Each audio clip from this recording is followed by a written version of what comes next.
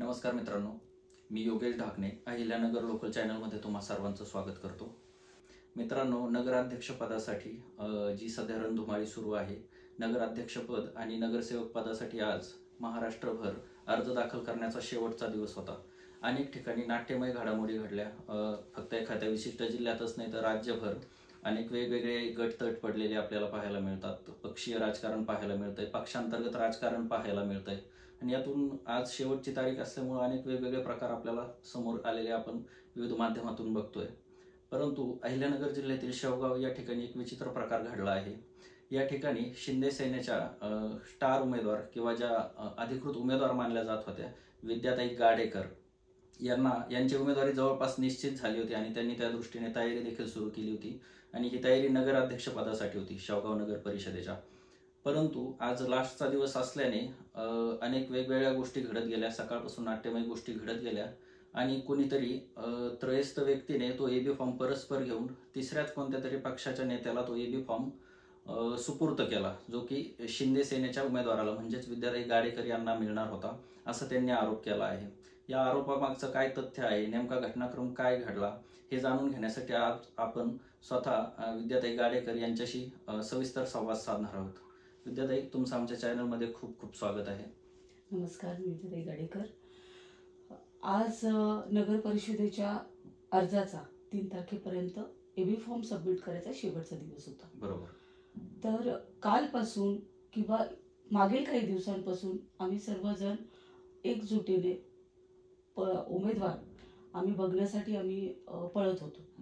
नगरसेवक पॅनल उभा करायचा किंवा इच्छुक उमेदवारांचा। त्यामध्ये मी नगराध्यक्ष पदाचा एक अपक्ष फॉर्म भरला आणि एक शिवसेनेकडून भरला। ओके। मला एबी फॉर्म संदर्भात अगदी 2:30 वाजेपर्यंत सांगण्यात आलं होतं की तुम्हाला देणार आणि त्या घटनेमध्ये पूर्णपणे माझी दिशाभूल करण्यात आली।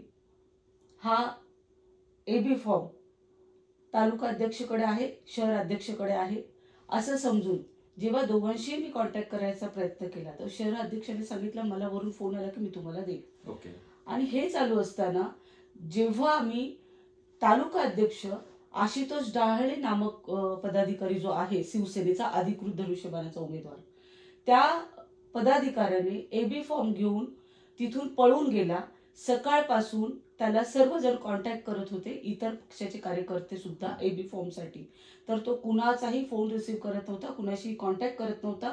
त्याच संदर्भात मी त्याचा पाठपुरावा केल्यानंतर वरती पक्षाला फोन केल्यानंतर ते म्हणे तिथे एबी फॉर्म दिलेले आहे, तुम्ही तिथून कलेक्ट करा।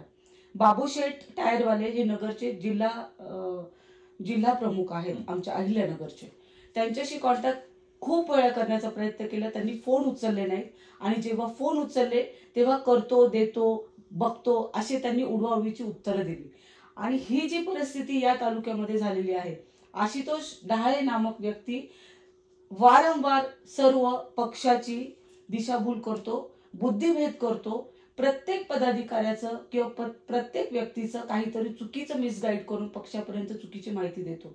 आज महिला सबलीकरणामुळे महिलांना 50% आरक्षण आहे आणि सर्वसाधारण महिला आरक्षण पडल्यामुळे आमच्या सर्व कार्यकर्त्यांचा एक विचार होता की ताई, आपला उमेदवार तुम्हीच आहात आणि त्या स्वप्नांना आणि त्या कुठेतरी आज धनुष्यबाण आपण पुढे नेऊ, आपण इथे पक्ष वाढू, या भूमिकेमधून आपण फॉर्म भरला होता। 2:30 वाजेपर्यंत त्यानं मला कसलाही पाठपुरावा दिला नाही आणि जेव्हा त्याला एका ठिकाणी आम्ही शोधायला गेलो तेव्हा तो बीजेपीच्या एका पदाधिकाऱ्याच्या कार्यालयात लपून बसला। मी जेव्हा त्याला विचारणा केली तेव्हा तो म्हटला हे माझ्या हातात नाही, हे बाबूशेठच्या हातात आहे आणि बाबूशेठ टायरवाले यांनीही मला उडवाउडवीची उत्तर दिली। आणि सर्वात महत्वाचा विषय याच्यामध्ये असा झाला की पदाधिकाऱ्यांना शिवसेनेच्या सोडून जरी मित्र पक्ष बीजेपी असेल तर बीजेपीचं 20 वर्ष काम करणाऱ्या व्यक्तीच्या पत्नीला हा धनुष्यबाणाचा त्यांनी एबी फॉर्म दिला। इथे कुठेतरी मॅच फिक्सिंग सारख्या गोष्टी सगळ्या तालुक्यामध्ये चर्चा आहेत, कारण त्या व्यक्तीची स्वतःची एक प्रतिमा तालुक्यामध्ये पैसे घेऊन काम करण्याची आहे, हे मी स्पष्ट ऑन रेकॉर्ड कॅमेरा समोर बोलत आहे। हा जो अंतर्गत पक्षाचा वाद आहे याच्यामुळे कुठलाही पक्ष वाढू शकत नाही आणि हा याच पक्षाचा नाही, पूर्ण शेवगाव तालुक्याचा प्रश्न आहे की या तालुक्यामधल्या जे पदाधिकारी आहेत त्यांचा असा गोड गैरसमज आहे की प्रत्येक पक्ष हा त्यांचा आहे.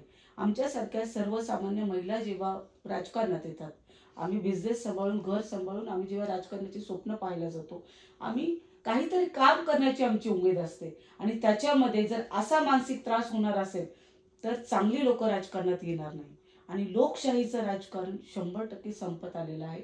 आजचा माझा लाईफ अनुभव आहे. जर ती महिला आरक्षणाची जागा आहे तर ती महिला ग्राउंडवरती काम करणारी असावी, कार्याला सक्षम असावी, त्या खुर्चीवरती जसं कलेक्टर स्वतः एक्झाम देतो, पोलीसवाला एक्झाम देतो, ग्राउंड देतो, परीक्षा देतो आणि मग पास होऊन त्या खुर्चीला न्याय देतो, त्याच पद्धतीने नगराध्यक्ष पद जर अशा निष्क्रिय व्यक्तीकडे गेलं आणि फक्त पैसा, 2 नंबरचे धंदे आणि आम्ही कोणीतरी खूप उच्च आहोत या जर गटातटाच्या राजकारणामध्ये हे जर पद गेलं तर 100% शेवगावचा विकास कधीच होणार नाही. निश्चितपणे तुम्ही ज्या काही व्यक्तींचा उल्लेख केला यावरून असं दिसतंय की हा पक्षांतर्गत वाद तर आहेच, परंतु त्याला बाहेर सुद्धा एक आयाम आहे वेगळा किंवा बाहेरची किनार आहे. कारण तुमच्या बोलण्यातून येते की त्याशिवाय ह्या गोष्टी घडू शकत नाहीत.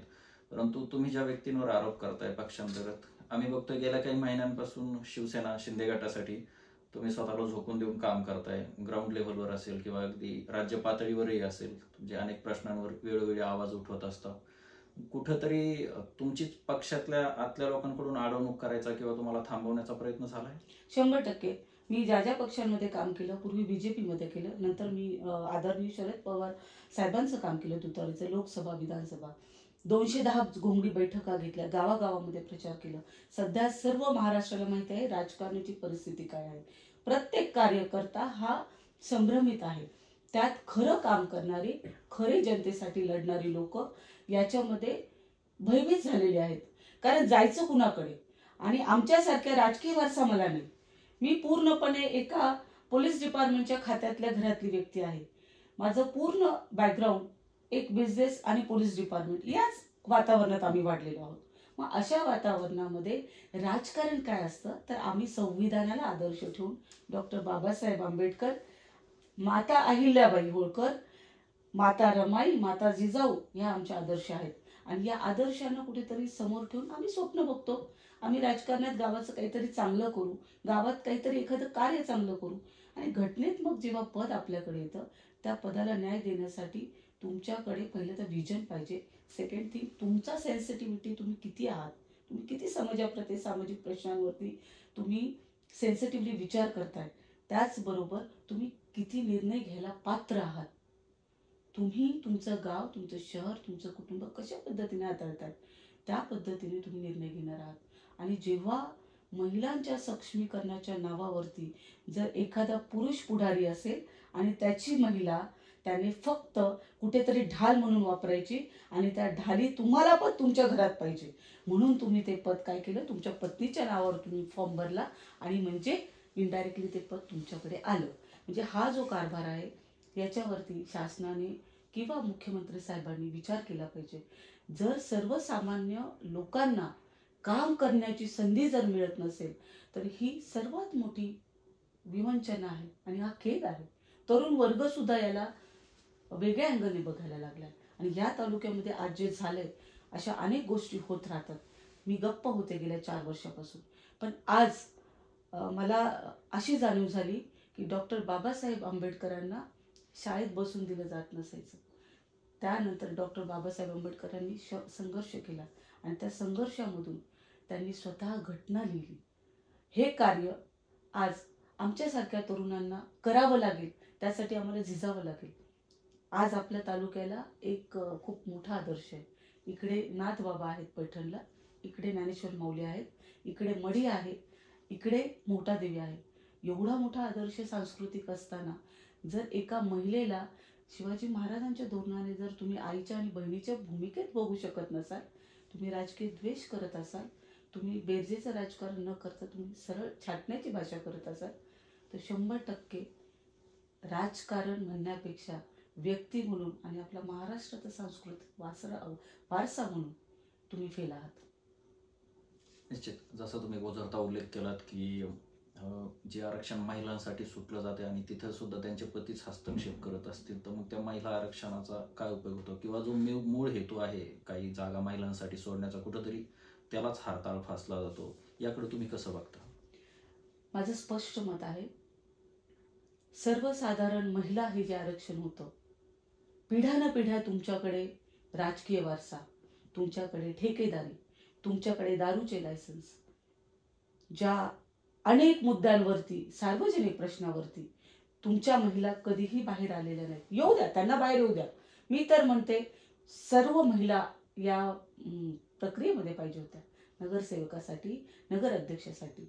पण तुमच्याच का हा माझा प्रश्न आहे.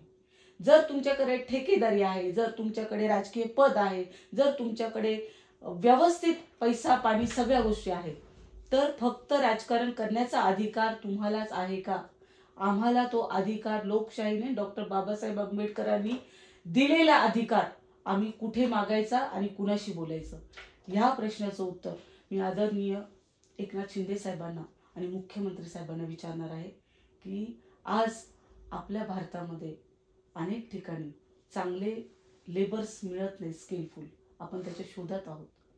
आणि जर तुमच्या पक्षामध्ये एखादी व्यक्ती इमानदारीनं काम करत असेल आणि एखादा व्यक्ती स्वतःला चाणक्य समजून, बुद्धिभेद समजून, याच्या त्याच्याकडून पैसे उकळून आयते उमेदवार ऐन अर्ध्या तासात जर आणत असेल, तर याचा अर्थ आम्ही काय घ्यायचा?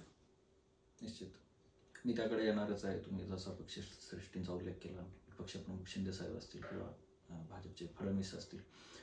आता तुम्ही हा जो प्रकार घडलाय आज, परस्पर कोणाला तरी एबी फॉर्म दिला, जो तुमचा अधिकृतरित्या त्याची उमेदवारी मानली जात होती, तर तुम्ही पक्षश्रेष्ठींकडे याची तक्रार केली आहे का किंवा कशी करणार आहात? मी फोनद्वारे या गोष्टी पक्षाला कळवलेल्या आहेत, पण लेखी अजून कळवलेलं नाही. मी आता लवकरात लवकर लेखी स्वरूपात ह्या सर्व घडामोडी पक्षाला कळवणार आहे.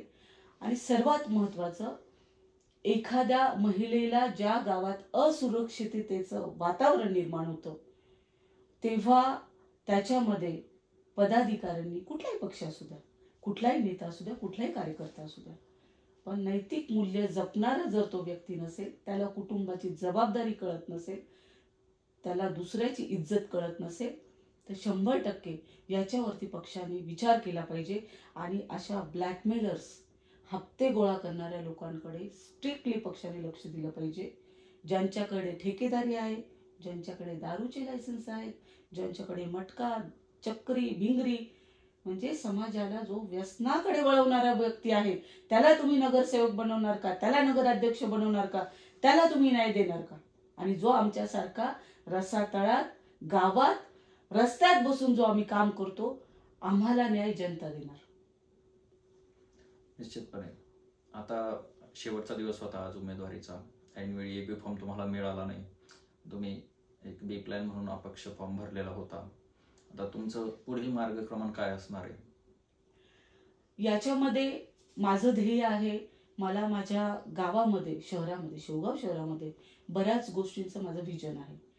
त्या विजनकडे बघताना जर अपक्ष म्हणून मला जनतेने स्वीकारलं आणि जनतेनं लोकशाहीचा आणि गावाच्या विकासाचा जर विचार केला, जनतेनं ताकद दिली, तर कुठलीच गोष्ट अवघड नाही.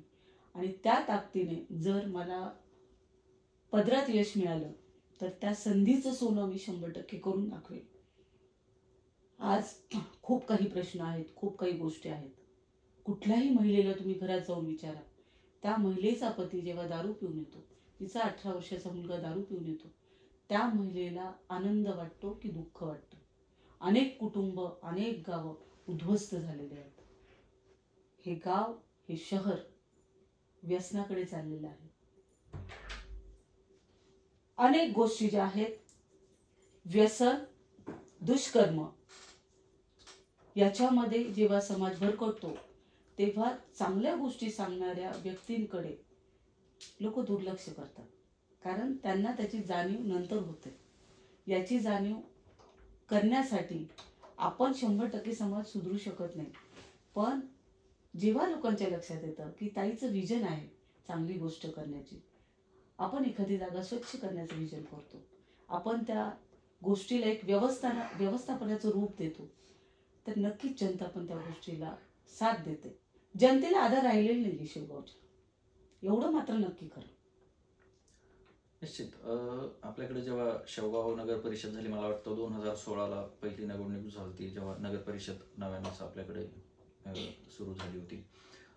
त्यानंतर 2021ला तिचा कार्यकाळ संपला, पण त्या दरम्यान लॉकडाऊन किंवा कोरोना असल्यामुळे अनेक स्थानिकच्या निवडणुका तेव्हापासून ते आतापर्यंत म्हणजे 2025 चालू आहे. जवळपास 4 वर्षापूर्वी जी निवडणूक होणं अपेक्षित होतं ती झाली नाही. प्रशासक काळ गेला मध्ये आणि कुठंतरी विकासाला थांबा भेटला म्हणा, किंवा जे मार्गक्रमण होणं अपेक्षित होतं शहराचं ते झालं नाही. आज या शेवगाव शहरापुढे कोणते चॅलेंजेस आहेत असं तुम्हाला वाटतं? शेवगाव शहरामध्ये सर्वात महत्त्वाचे चॅलेंजेस पिण्याचं फिल्टर पाणी, वापरण्याचं पाणी, जे की 18 दिवसांनी 15 दिवसांनी येतं. या प्रश्नावरती मी आंदोलनही केलेलं होतं. त्याच्यामध्ये हाही प्रश्न होता, जर तुम्ही महिन्याला 2दा पाणी देताय तर तुम्ही टॅक्स पूर्ण वर्षाचा आमच्याकडून का घेताय? म्हणजे वर्षातून 24 वेळा 24 वेळा पाणी फक्त येतं आणि पर मंथ 2% टॅक्स आहे नगर परिषदेचा. मग हा जेव्हा आपण विचार करतो, हे आपण प्रश्न विचारतो, त्याच्यानंतर बाकीच्या लोकांना जाग येते. आज हा प्रश्न आजचा नाहीये, वर्षानुवर्ष तोच प्रश्न आहे. त्याचबरोबर इथले रस्ते, इथले गटारीचं व्यवस्थापन, त्याच्याच बरोबर इथे झालेले प्लॉटिंग की ज्याच्यामध्ये नॅचरल जे ओढे नाले होते छोटे छोटे, रेन वॉटर हार्वेस्टिंगचे खूप चांगले प्रोजेक्ट होऊ शकतात, ते इथे केलेले नाहीत.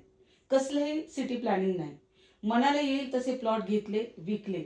ओपन स्पेस बऱ्याच लोकांनी दाबलेले आहेत, त्याच्यावरती शाळा झालेल्या आहेत, त्याच्यावरती घराचे कंपाऊंड झालेले आहेत आणि हे करणारेही लोक यांच्यापैकीच आहेत. XYZ स्वतःला पदाधिकारी म्हणणारे. अशा पद्धतीने दुसरी गोष्ट अशी आहे, इथे अवैध धंदे खूप आहेत. त्याच्यामुळे समाज जे नीतिमत्ता ढासळते. शेवगावच्या गुन्हेगारीकडे माझा पुढचा प्रश्न तोच आहे. महत्वाचे मुद्दे, जर तुम्हाला अन्न वस्त्र निवारा असेल तर त्याच्यात पाणी हा महत्वाचा मुद्दा आहे. ह्या पाणी या महत्वाच्या मुद्द्याला जर आपण देऊच शकलो नाही जनतेला अनेक वर्ष, आणि आता आम्ही देतोय, उद्या देतोय, जर आज भूक लागली तर आजच जेवण पाहिजे, तुम्हाला वर्षानुवर्ष उपाशी ठेवले जाते. आणि हे बोलण्यासाठी जर हे पदाधिकारी 20 वर्ष 10 वर्ष 30 वर्ष गावाचं राजकारण करतात, स्वतःला पुढारी म्हणतात, तर हे पिण्याचं पाणी आणू शकले का नाही, हा माझा त्यांना प्रश्न आहे.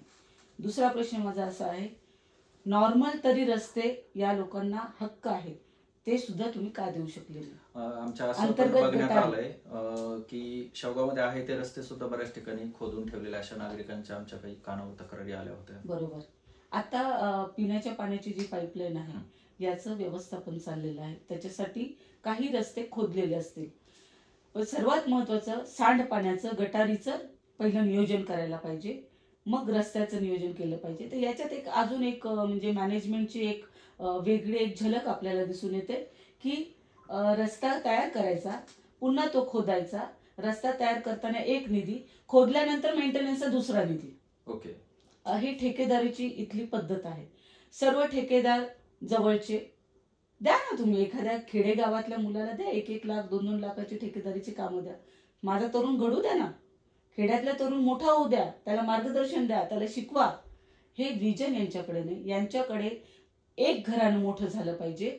जसं एक राजकारणी घरात निर्माण झाला की त्याची मुलं, त्याची नातू, त्याच्या सुना, त्यांचे खापर पंजोबा जे असतील त्यांचं नाव घेत यांनी पुढे जायचं.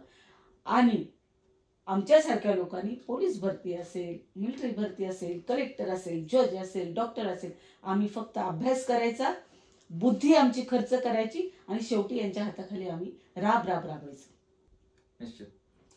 क्षेत्रफळाच्या दृष्टीने अहिल्यानगर महाराष्ट्रातला सगळ्यात मोठा जिल्हा मानला जातो आणि त्यातही सांगायचं झालं स्पेसिफिकली तर शेवगाव हा क्षेत्रफळाने सगळ्यात मोठा तालुका आहे अहिल्यानगर जिल्ह्यातला. साहजिकच या तालुक्यामध्ये असलेले गावांचं केंद्र शेवगाव शहर आहे. या ठिकाणी अनेक अवैध धंद्याच्या अलीकडील काळामध्ये बातम्या आपण वाचतो. मग ते ड्रग्स असेल, तुमचं अंमली पदार्थ असतील, तुमचं दारू असेल, किंवा अगदी जुगार, तुम्ही जसं उल्लेख केला चक्री वगैरेचा, या धंद्यांना कुठेतरी आळा का बसत नाही, किंवा याचे प्रकार असे दिवसेंदिवस वाढत का चालले? याच्यामध्ये काही पदाधिकारी किंवा काही लोक जे असे आहेत की जी कसलाही एक चुकीचा आविर्भाव आणून जनतेची फसवणूक करून त्या पदाचा चुकीचा वापर करत आहेत.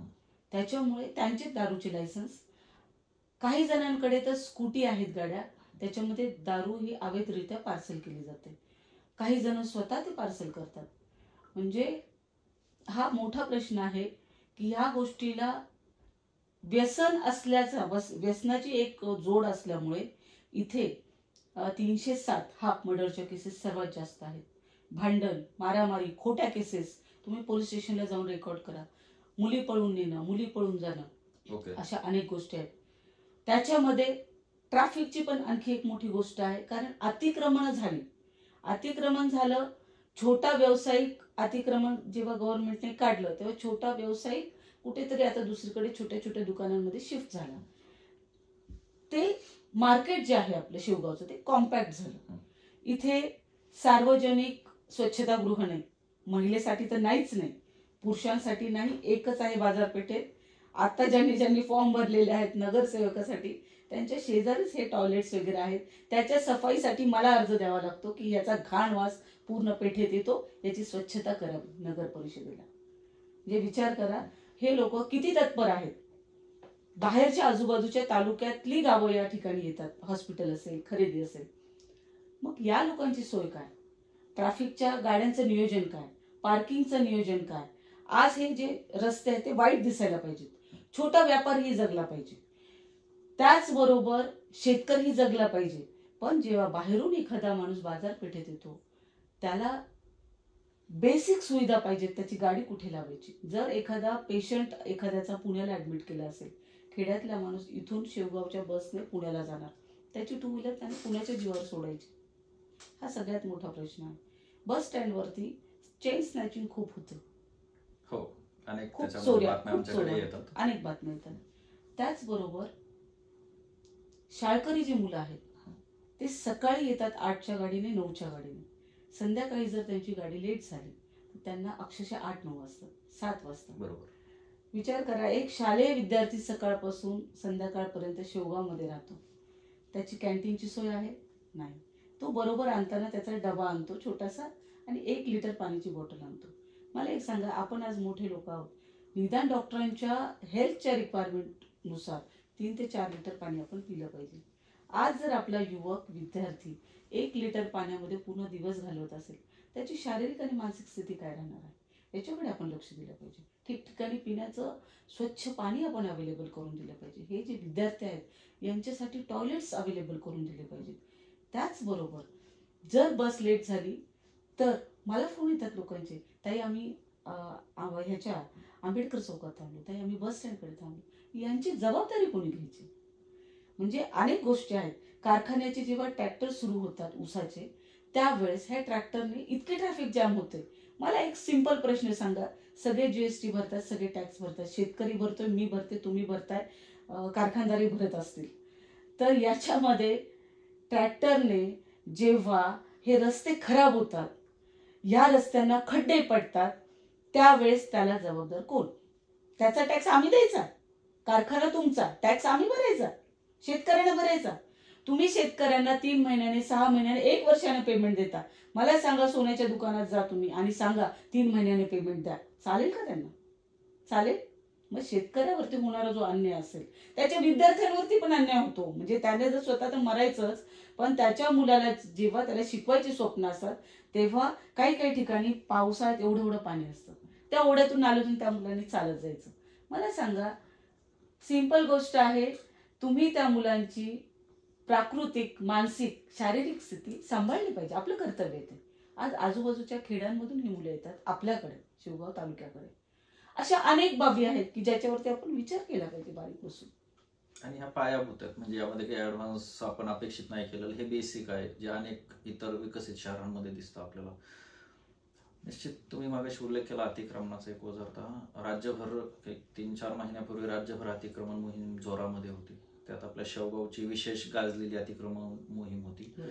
त्यामध्ये जी मुख्य बाजारपेठ तर होती आणि आपला जो बाजारपेठेकडे जाणारा रोड होता शहरातून जाणारा, याच्या आजूबाजूच्या सर्व दुकानं जमीनदोस्त करण्यात आले. परंतु तिथे जे काही व्यापारी होते, हातावर पोट भरणारे असतील किंवा हॉकर्स असतील, यांची कोणतीही पर्याय व्यवस्था केल्याचं दिसलं नाही. त्याच वेळेला तुम्ही त्या संदर्भात आवाज उठवला होता, जे आंदोलन विशेषतः गाजलं, जिल्हाभर गाजलं. त्याचा इम्पॅक्ट म्हणून पुढे काही झालं का? विशेष म्हणजे त्या आंदोलनामध्ये बरेचसे मुद्दे असे होते की अतिक्रमणं आहेत ती काढा, त्याच्याविषयी आपलं ऑब्जेक्शन नाही. गव्हर्नमेंटने अतिक्रमणं काढावी.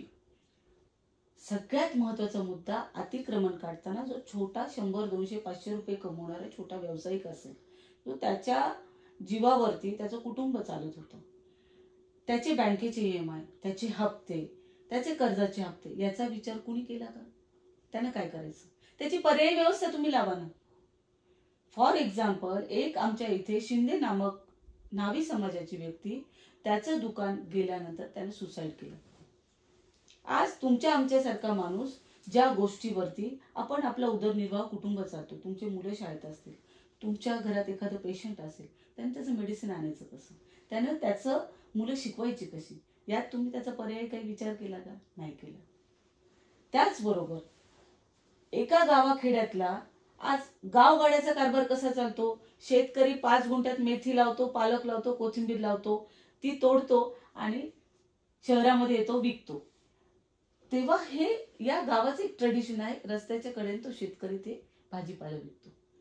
मग याच्यामध्ये जर त्याने आता जी मार्केट आतमध्ये जी एक हे केलेली आहे, संकुल वगैरे आहे, हा संकुल केलेला आहे, त्या संकुलमध्ये त्याने 27,000 जर 5,000 किंवा 2,000 रुपयाच्या मेथीसाठी त्याला परवडेल का? नाही. हे कुठलं कॅल्क्युलेशन आहे? म्हणजे माझा शेतकरी ऑलरेडी काटकसरीमध्ये आहे, गरिबीमध्ये आहे, तो काहीतरी हातपाय जोडून कष्ट करून एक जोड व्यवसाय करतो, तोही व्यवसाय उद्ध्वस्त केला जातो. तुम्ही पर्याय त्यांना जागा द्या ना. मी म्हणते रस्त्यावरती पूर्ण रस्ता, मी तर म्हणते सिग्नल लावू आपण इथे ट्रॅफिकचा, रोड वाईड करू, अजून अतिक्रमण सगळं काढून टाकू. मोठे लोक जिवंत राहिले, छोटा माणूस मेला. लक्षात घ्या, छोटा माणूस ज्याचं कुटुंब त्याच्यावर होतं, त्याच्यात आणखी भर जातीयवाद. या जातीयवादामुळे माणसाची माणुसकी हरपली. हा, मी 100% मान्य करते, जर तुम्ही चुकीचं काम केलं, मी चुकीचं काम केलं, मला पनिशमेंट झाली पाहिजे, पण ती कायद्याच्या चौकटीत, संविधानाच्या चौकटीत. हे न होता हे फक्त व्यक्तिदोष. 50 नावं होती, तिथे 300 नावं केली. ती कुणी बसून केली याचा शोध मीडियाने घ्यावा. खरे आरोपी कोण? मग जर तुम्ही एवढं म्हणताय, आज श्रीराम ट्रस्टचे जागेवरती अनेक जागा करार तत्वावरती दिलेल्या आहेत. प्रत्येकाने करार तत्वावरती जे काही त्याचं रितसर त्याचं पावतीपत्र केलेलं आहे. एक माणूस म्हणून मंदिरामध्ये, माफ करा मला, श्रीराम मंदिर किंवा कुठलंही मंदिर, अहिल्याबाई होळकरांना आदर्श ठेवून चालणारी व्यक्ती आहे मी. कुठल्याही मंदिरात दारूचा अड्डा असतो का? इथे श्रीराम ट्रस्टच्या मंदिराच्या जमिनीमध्ये तुम्ही दारूचे अड्डे टाकताय, परमिट रूम टाकताय. तुमचं विजन काय? तुमचं विजन बघा ना.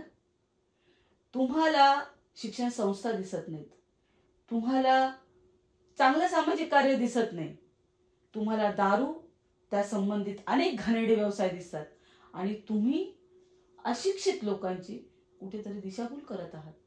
आणि सुशिक्षित लोक का गप्प बसले? त्यांना असं वाटतं राजकारण हे आपलं राहिलेलं नाही.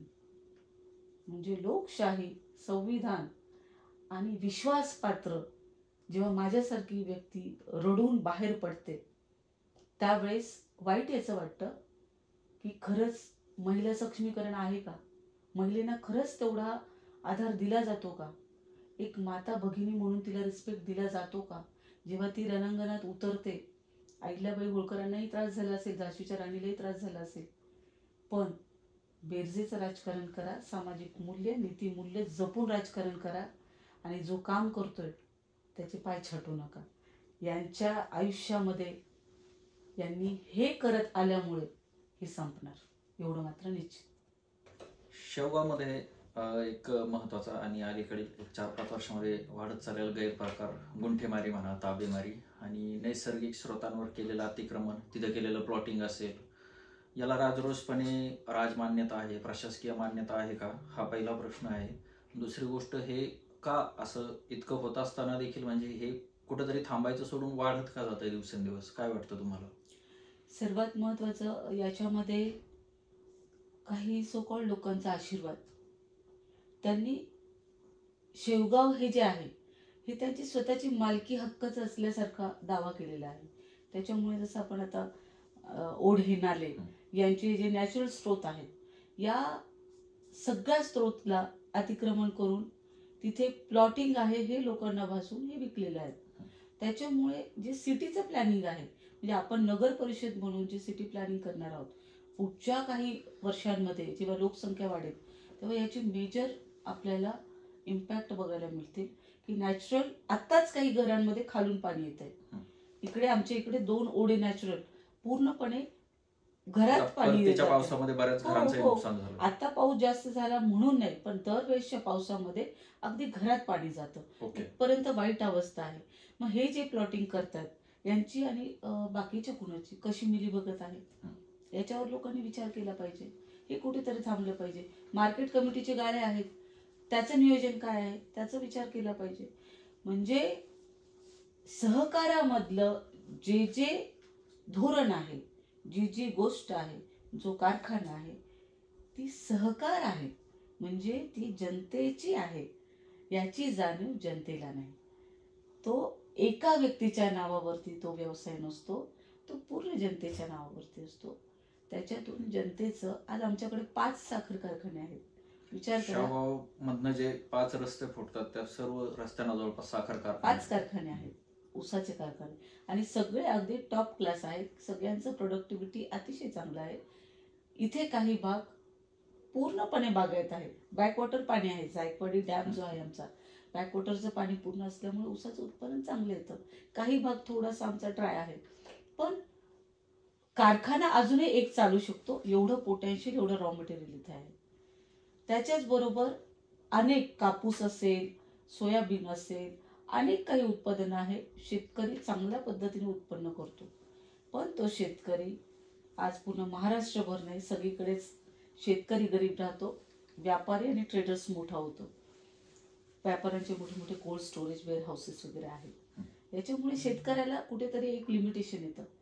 पण आज जर आपल्या मुलांना इथे रोजगार जर आपल्या मुलांना मुंबई पुण्याला जर ऑप्शन आपल्याला करायचं असेल अनेक अशी गोष्टी आहेत छोट्या छोट्या आपण आपल्या गावामध्ये करू शकतो आणि आत्मनिर्भर आपल्या गावावरती आपण होऊ शकतो. त्याच पद्धतीने सर्वात महत्त्वाची एक गोष्ट मला अशी बोलावीशी वाटते. जायकवाडी डॅममध्ये 1965 मध्ये आपले 118 गावं गेलेले आहेत. गंगापूर नेवासा पैठण आणि हेच असा पट्टा औरंगाबाद हे जे पाणी आहे हे पूर्णपणे औरंगाबाद जालना नांदेड पर्यंत जातं. आम्हाला 7 ते 8 किलोमीटर इथून बॅकवॉटर मधून आम्हाला धरण आहे. आम्हाला प्यायला पाणी नाही. ही खूप मोठी शोकांतिका आणि अगदी हास्यास्पद ही एक विनोदी हे होऊ शकतो याच्यामध्ये की धरण जवळ आहे पण आम्हाला प्यायला पाणी नाही आणि त्याच्यावरती आक्रमकता कुणीही दाखवत नाही. जरी केले असेल तर आतापर्यंत ते फेल का याच्यातही खूप सारे प्रश्न आहेत. त्याचबरोबर ज्या वेळेस या धरणामध्ये अनेक शेतकऱ्यांचे हजारो शेतकऱ्यांच्या जमिनी गेल्या. त्या जमिनी गेल्या तर कुणाच्या 50 एकर कुणाचे 40 कुणाची 5 कुणाची 10 म्हणजे त्या गावचे ते पाटील होते. ते बिचारे लोक गव्हर्नमेंटशी कॉन्ट्रॅक्ट करून गव्हर्नमेंटला त्यांनी त्या जमिनी सुपूर्द केल्या आणि ते दुसऱ्या गावात प्रस्थापित झाले. मग हे विस्थापन किंवा हे जे त्यांची गाठोडं डोक्यावर घेऊन येण्याची परिस्थिती जेव्हा आली तेव्हा गव्हर्नमेंटने त्यांना 2 एकर 3 एकर जे काही कॉम्पेन्सेशन असेल ते दिलं. 2-2 मोठे जागा त्यांना राहण्यासाठी दिल्या. एका गावामध्ये मी रात्री गेले असता त्या माणसाची घराची वास्तुशांती झालेली नव्हती खानापूर एरंडगाव भागामध्ये आणि अतिक्रमण काढण्याचं सगळीकडे नोटीस आलं होतं. त्या दादाने मला सांगितलं ताई माझ्या घराची वास्तुशांती व्हायची आहे पण मला आता नोटीस आलेली आहे. मग जेव्हा त्याचा फॉलोअप घेतला तेव्हा असं लक्षात आलं जेव्हा एखादा जिल्हा मार्ग जातो किंवा एखादा रस्ता जातो त्याचा मॅप त्या गावामध्ये त्या पंचायतमध्ये असतो त्या तालुक्यामध्ये असतो. मग त्या लोकांना तुम्ही अंधारात ठेवून सरपंच असेल ग्रामसेवक असेल तिथला जो सरकारी अधिकारी असेल त्यांनी ती जागा विकली किंवा अतिक्रमण करू दिलं का हा मोठा प्रश्न आहे. एक व्यक्ती दुसऱ्या गावातून एका गावात पुनर्वसित होतो तेव्हा त्याला जी 2 गुंठे जागा दिली आहे, किंवा इंदिरा आवास, शहर टाकळीमध्ये ते इंदिरा आवासचं टॉयलेट तिथे, आणि तिथे त्यांना नोटीस आली की आम्ही इथून रस्ता घालवणार आहे. काहींकडे बांधकाम परवाने आहेत, मग हे बांधकाम परवाने इलिगल आहेत का, ह्या जागा म्हणजे सरकारच्या रस्त्यामधल्या आहेत, हा पण एक खूप मोठा प्रश्न आहे. आणि त्याच्यावरती जेव्हा आवाज उठवला तेव्हा अनेक असे काही जे छोटे छोटे मुद्दे होते की ज्याच्यात प्रकर्षाने विचार करायला पाहिजे होता, त्या मुद्द्यांना मला यश मिळालं आणि तिथले ते घरं, दुकानं, जे पण काही असेल ते वाचले. 100% विकास झाला पाहिजे, रस्ते झाले पाहिजे, व्यापारपट मोठी झाली पाहिजे. मी तर म्हणते माझ्या खेड्यापाड्यातला व्यक्ती एक्सपोर्टर झाला पाहिजे प्रत्येक प्रोडक्टमध्ये. माझे MBA HR आहे, बिझनेसमध्ये मला इंटरेस्ट आहे, सॉफ्टवेअर इंजिनियर आहे मी. ओके. पण मला सर्वात जास्त माझं जर विजन असेल तर माझा शेतकरी जो मुलगा आहे आणि आपला जो खेड्यातला आपला माणूस आहे ना, आपण फार श्रीमंत आहोत, आपल्याकडे खूप काही गोष्टी आहेत, पण हा विरोधाभास झालाय की शहरातला माणूस स्वतःला श्रीमंत समजतो आणि खेड्यातला माणूस स्वतःला गरीब समजतो. 1 कोटीची गाडी शहरातला वापरतो. आज काही गावांमध्ये बैलगाडीमध्ये अजूनही लोक प्रवास करतात. त्यांच्याकडे गोधन आहे, त्यांच्याकडे बैल आहे, त्यांच्याकडे शेळी आहे, एक काळी आई आहे त्यांची, ती त्यांना आभाळभर देते, मुठभर टाकलं की आभाळभर देते. त्या शेतकऱ्याला, त्या व्यक्तींना आपण सपोर्ट केला पाहिजे, त्यांच्या युवकांना सपोर्ट केला पाहिजे.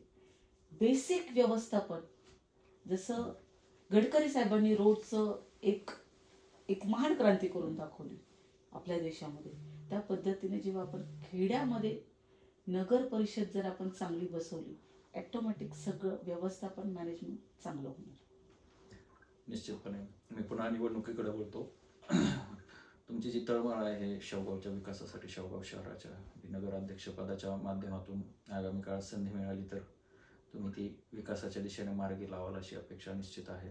परंतु आता पक्षाकडून तर जवळपास शक्यता मावळली आपल्या नगराध्यक्षपदाची अधिकृत उमेदवार म्हणून, पण आता त्याला बॅकअप म्हणून म्हणा किंवा प्लॅन बी म्हणून म्हणा, तुम्ही आता अपक्ष फॉर्म भरलेला आहे नगराध्यक्षपदासाठी. आता फॉर्म मागे घेण्याची मुदत सुद्धा असेल, तर कुठंतरी पक्षांतर्गत अडवणूक झाल्यामुळे किंवा बाकी गोष्टींकडूनही तुमची अडवणूक झाल्यामुळे म्हणा, किंवा तुम्ही मागे सरकणार की पुढे मार्गक्रमण करत राहणार? मला सामाजिक कार्य आणि विकासात्मक धोरण माझ्या डोक्यामध्ये आहे. त्याच्यामुळे जर मला त्याची पावती भेटली किंवा चिन्ह भेटलं तरच मी कार्य करणार असं माझं नाहीये. ओके. मी 100% मला कार्य करण्याची संधी, मी जनतेला आवाहन करते, मला कार्य करण्याची संधी द्या.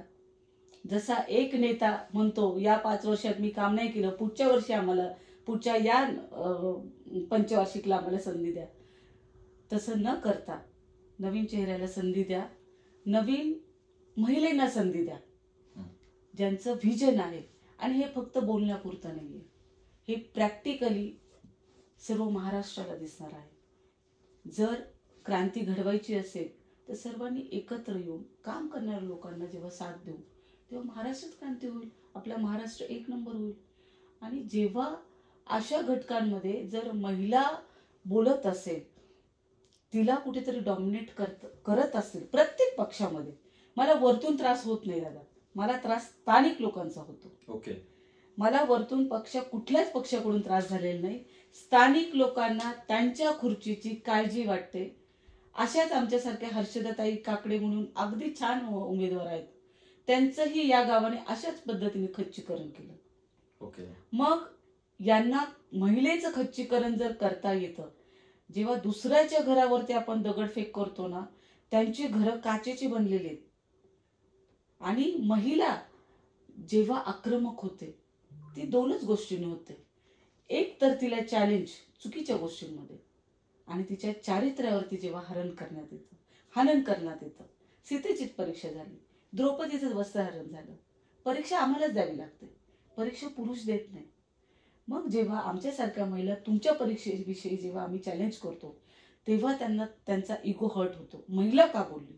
अहो, आम्ही कुटुंब चालवतो, आम्ही मुलांना जन्म देतो, आम्ही तुम्हाला जन्म दिलेला आहे, तुम्ही आम्हाला जन्म नाही दिलेला. मग जेव्हा आम्ही तुम्हाला जन्म देतो, तुम्हाला पोटात 9 महिने आम्ही वाढवतो, तेव्हा आमचा हक्क आहे, आम्ही तुम्हाला 2 गोष्टी सांगू शकतो, आम्ही शिकू, जर आमच्यात काही कमी असेल तर आम्ही शिकू. पण याचा अर्थ आमचं तोंड गप्प करणं आणि चारित्र्यावरती मागे गप्पा. मी तर म्हणते चौकात तुम्ही माईक लावा, चौकात प्रेस कॉन्फरन्स घेऊन इंटरव्ह्यूज लावा तुम्ही, की इलेक्शन तुम्ही कसं लढणार आहात.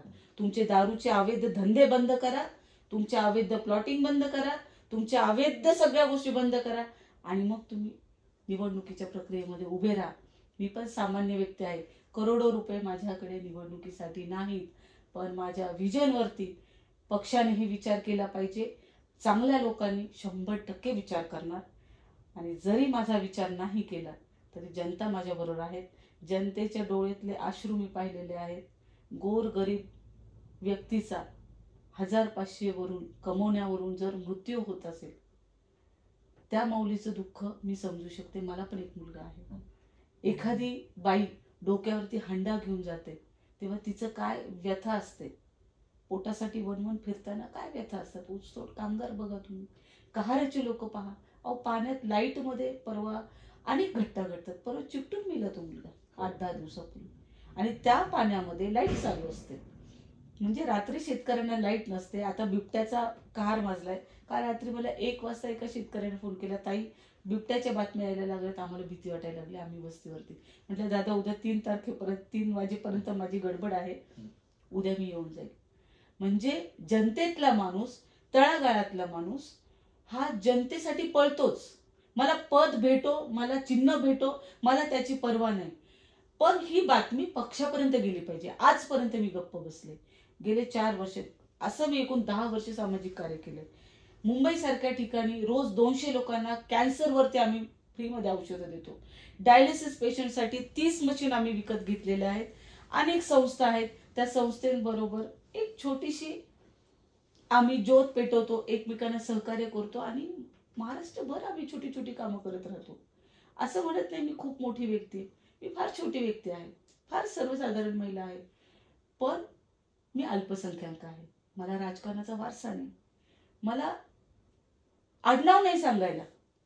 राम सुतार माझे काका आहेत, मोठे शिल्पकार आहेत, महाराष्ट्राचं भूषण आहेत, पण मला ते महाराष्ट्राचं भूषण आहेत. माझे नातेवाईक आहेत संत भोजलिंग काका, ज्यांना स्वतः माऊलींना सर्व समाजाने वाईट टाकलं, तेव्हा भोजलिंग काकांनी त्यांना सांभाळ केलेला आहे माऊलींचा, त्यांच्या भावंडांचा. त्यांच्या वंशातली मी आहे, याचा मला अभिमान आहे. या गोष्टी सांगायच्या नसतात, मला माझी ॲडव्हर्टाईज करायची नाही, पण माझी नीतिमूल्य, माझ्या भावना, मी जनतेशी कनेक्टेड आहे. माझा बोलका स्वभाव आहे आणि मी जनतेशी कनेक्ट राहणार. मला बाकीचे खेळ करायचे नाहीत, मला काम करायचं. निश्चित. एक जाता जाता फक्त आता 2 प्रश्न आहेत. एक, शेवगावकर जनतेला तुम्ही अनेक तुमच्या व्हिजनच्या माध्यमातून, तुमच्या विचारांच्या म्हणा किंवा तुमचं जे विकासाचं प्लॅनिंग आहे त्या माध्यमातून आपल्याशी तुम्ही शेअरिंग केलं, तर एक शेवगावकर जनतेला तुम्ही काय संदेश देऊ इच्छिता, एक थोडक्यात सांगा. माझ्या जनतेला, माझ्या शिवगावाला मी एकच मेसेज देईल की कुणीही येईल तुमची दिशाभूल करेल, त्या दिशाभूलीला बळी पडू नका. हे इलेक्शन 1500 मध्ये तुम्ही तुमचं अमूल्य मत विकताय. 1500 रुपये तुम्हाला आयुष्याला पुरणार नाहीत, पण त्याच्याने जी व्यक्ती मोठी होतीये त्या व्यक्तीची नीतिमूल्य चेक करा. ते त्याच्या जीवावरती तुमच्या मुलांना, तुमच्या कुटुंबाला, तुमच्या समाजाला, आजूबाजूच्या काय देणार आहेत याचा विचार करा. आणि त्या विचारामध्ये जर तुमच्या मुलांना न्याय मिळत असेल तरच त्या व्यक्तीला मतदान करा. जर तुमच्या मुलांना व्यसनामध्ये बुडवणारे, गुन्हेगारीकडे वळवणारे, बुद्धिभेद करून गावात जातीयवाद पसरवणारे लोकांना तुम्ही जर डोक्यावर घेतलं तर माझ्या महिला भगिनी ह्या रडत बसणार आहेत. माझ्या माता भगिनींना मला विनंती करायची की तुमच्या घरात सुरक्षित वातावरण आणि व्यसनमुक्ती या मुद्द्यावरती तुम्ही लक्ष द्या. तुम्ही जेव्हा बाजारात फिराल तेव्हा ताटमानेने आपला महिला वर्ग फिरला पाहिजे, कामं केली पाहिजे, एकमेकींना संघटित केलं पाहिजे आणि एकमेकांना सपोर्ट करून आपण नक्कीच आदर्श निर्माण करू. निश्चित. पक्षांतर होत जो तुम्हाला विरोध झालाय आजच्या घटनेवरून समजतंय, पक्षाबाहेरचा विरोध तर तो वेगळाच असेल, समोरचे विरोधक आणि पक्षातले विरोधक, तर यांना काय संदेश देऊ इच्छिता तुम्ही? सर्वात हास्यास्पद गोष्ट असं आहे, इथे पक्षाबाहेरचे विरोधक आणि पक्षातले विरोधक हेच कळत नाहीत. कारण इथे तू माझा भाऊ, हा माझा काका, हा माझा हा वॉर्ड आणि हे माझं, तू गुटखा चालव, तू दारू चालव, मिल मी वाटते हप्ते खायला. चालव, मी तहसील सांभाळतो, तू पंचायत समिती सांभाळ, पोलीस स्टेशन सांभाळ. ओके. हे यांचं काम आहे. त्याच्यामुळे याच्यामध्ये हे जे सर्व पदाधिकारी आहेत यांनाही आयडेंटिफिकेशन असावं की तुम्ही कुणाकडून किती हप्ते घेतात, याचा पक्षाने सर्वांनी सर्वेक्षण करावं. जो माणूस त्यांच्या पक्षामध्ये राहून दुसऱ्या पक्षाचं तिकीट त्यांच्या घरच्यांना घेतोय, त्या व्यक्तीचं पक्षामध्ये किती गट आहेत माहिती आहे तुम्हाला? 7 गट आहेत. बापरे. काही दिवसांमध्ये पक्षांच्या अंतर्गत गटबाजी एवढ्या प्रमाणात वाढलेली आहे. आमच्यासारखा नवीन उमेदवार कार्यकर्ता कावरा बावरा होतो, यांना धरू त्यांना धरू, यांचं ऐकू त्यांचं ऐकू. मला आजपर्यंत माझीही कालपर्यंत दिशाभूलच होती. हा ग्रुप आपला नाही, तो ग्रुप आपला नाही. अरे पक्ष एक आहे ना, बरोबर.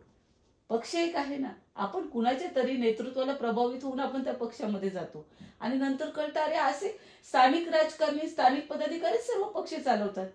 म्हणजे हा जो गैरसमज माझा झाला होता की पक्ष वेगवेगळा आपण बदलला की आपल्याला नवीन संधी मिळेल. पक्षाचा प्रॉब्लेम नाही, इथे स्थानिक पदाधिकाऱ्यांना ज्यांना तुम्ही पक्षाचं पद दिलेलं आहे त्या लोकांचं नीतिमत्ता, स्त्रियांकडे बघण्याची दृष्टी, अतिशय खालच्या पातळीचं राजकारण करून एखाद्या स्त्रीला बदनाम करण्याचं जे काम या लोकांचं आहे आणि ही जी वृत्ती वाढत चाललेली आहे, या लोकांना झाशीची राणी आणि अहिल्यादेवींची गरज आहे. माता जिजाऊंची यांना गरज आहे की जर कोणी आपल्याकडे वाकड्या नजरेनं बघितलं तर त्याची नजर तिथेच छाटली पाहिजे. अशा झाशीची राणीची यांना गरज आहे. निश्चितपणे. विद्याताई, तुम्ही तुमचं व्हिजन सांगितलं. पक्षांतर्गत जी गटबाजीमुळे तुमच्यावर जो अन्याय झाला त्याविषयी मनमोकळेपणाने चर्चा केलीत.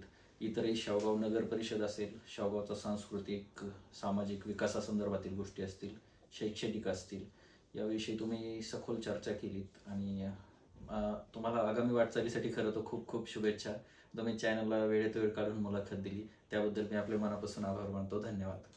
मी तुमचे मनापासून आभार यासाठी मानेल की आजपर्यंत खूप स्वतःला मी गप्प ठेवलं. काही माध्यमातून मी बोलले पण मी ते पब्लिश केलं नाही, कारण आपण फार छोटे व्यक्ती आहोत असं मी समजून गेले. पण आज तुम्ही मला बोलण्याची संधी दिली, माझं बोलणं ऐकलं.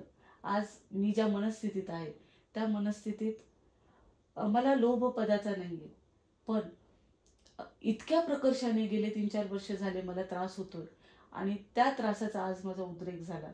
आज मी मोठ्या आवाजाने गावात बोलले. कुठेतरी मला आता वाटतं मी चुकले, पण तो उद्रेक होणं महत्वाचं आहे, कारण त्याचा मानसिक त्रास मला खूप होतो. निश्चित एका विशिष्ट लेवलवर तर मोकळं होणं आज आवश्यक असतं. जेव्हा गोरगरीब जनता डोळ्यात पाणी आणते, आपल्याकडे अपेक्षेने बघते आणि आपल्याला मदत मागते, त्यावेळेस आपल्या हातात जेव्हा काही राहत नाही ना द्यायला, तेव्हा आपलं मन हेलावून जातं की अरे माझ्याकडे जर काही असतं तर मी या व्यक्तीला दिलं असतं. मी एकटी नाही पुरणार हो या लोकांना. मला तुमच्यासारख्यांची, मला पत्रकारांची, मला पक्षाची, मला चांगल्या नेत्यांची मलाही गरज आहे. मलाही आधार लागेल. लढाई मी किती पण करेल, पण त्या लढाईला जेव्हा मला समोरच्याला मदत करायची वेळ येते तेव्हा मी अपुरी पडते आणि यासाठी मला घट्टेत मग पद पाहिजे. बाकी काही अपेक्षा नाही. जनतेचे सेवक म्हणून आपण आयुष्यभर काम करणार आहोत. मी माझं काम कधीच थांबवणार नाही. निश्चित. तुम्हाला पुढील वाटचालीसाठी खूप खूप शुभेच्छा.